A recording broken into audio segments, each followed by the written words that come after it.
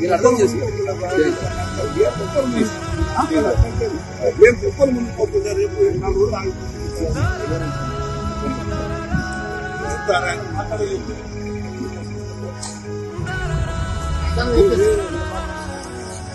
రోజులు కనీసం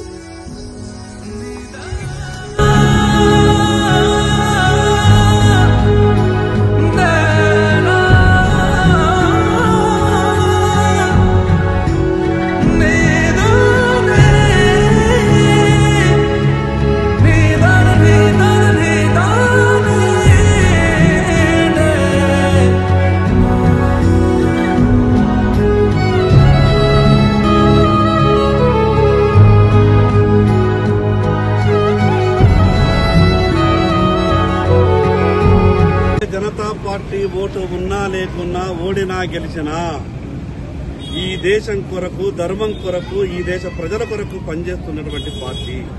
ఎన్నికలు ఉన్నప్పుడే కాదు, ఎన్నికలు ఉన్నా లేకున్నా మా నినాదం జై శ్రీరామ్ నినాదమే. ఎప్పుడు కూడా మారేది కాదు.